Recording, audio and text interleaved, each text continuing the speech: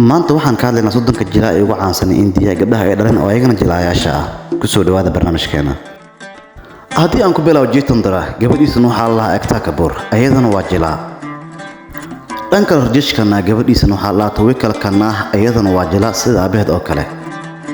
Wow, aktarka weynaa ee magaciisa yaraa Shatrughan Sinha oo loo yaqaan Anjeh gabadhiisuna waxaa la lahaa Sonishka Sinha ayadana waa jilaa. Wow, Shakti Kapoor ninkan Shakti loo yaqaan gabadhiisuna waa Shraddha Kapoor ayaa la lahaa waana atriisho weyn oo caan ah. sidoo kale aktarka caanka ah Anil Kapoor gabadhiisuna waa Sonam Kapoor ayadana waa atriisho. Wow, nin weyn Sharad Sakina oo loo yaqaan Zabdo gabadhiisuna waa Vera Sakina ayadana waa jilaa laakiin atriisho maaha. Mahesh Manjrekar odigan magaca loo yaqaan Soomaali ahaan ma aqaano laakiin qofkii yaqaan hoos igu soo qoro laakiin waa jilaa weyn. sidoo kale gabadhiisuna waxaa la lahaa Sa'i Manjrekar ayadana waa jilaa caan ah. Mahesh Bhatt odigan waa jilaa weyn laakiin si fiican looma yaqaano laakiin gabadhiisa Alia Bhatt ayaa si fiican loo yaqaanaa waana atriisho weyn oo caan ah. Danny Dzongba ninkan Hindi ma ahan bani indhayar waa indhayar kale oo dhalay gabadhiisuna waxaa la lahaa Pema Dzongba taasoo iyadana jilaa caan ah. Joki Bandi gabadhiisuna waxaa la lahaa Ananya Bandi ayadana waa jilaa. John Lover ninka loo yaqaan Amadi gabadhiisuna waxaa la lahaa Jimmy Lover ayadana waa jilaa caan ah. Javed Jaffrey gabadhiisuna waxaa la lahaa Olivia Jaffrey. Aamir Khan gabadhiisuna waxaa la lahaa Iraqan waa jilaa laakiin aad ay u daayar tahay.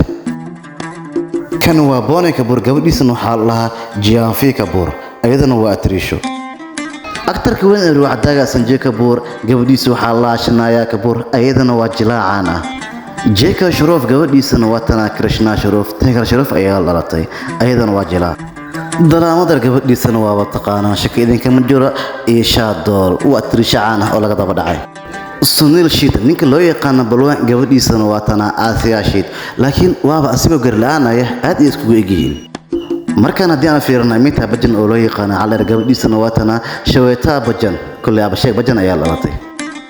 markaan haddii aan fiirino Shah Rukh Khan gabadhiisa waa Suhana Khan ayadana waa jilaa caan ah.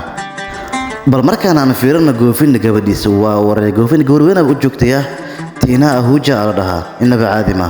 haddii aan fiirino aktarka weyn Mithun Chakraborty gabadhiisa asagana waxaa la lahaa Dishani Chakraborty inaba caadi ma qurux leeyahay.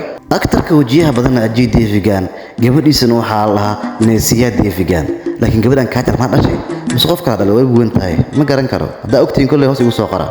aktarka maalmaha la waliilaayahay ee Sindadud gabadhiisana waxaa la lahaa Tirishala Dutt ayadana waa aktarad caan ah. markaan haddii aan fiirino Saif Ali Khan oo ah aktar caan ah gabadhiisana waa Tirisha caan ah Sara Ali Khan. haddii aan fiirino markaan Rakesh Roshan gabadhiisana waxaa la lahaa Sonania Roshan taasoo hirtiga la dhalatay. Akshay Kumar gabadhiisana waxaa la lahaa Tara Kumar waa jilaa laakiin way daayar tahay weli.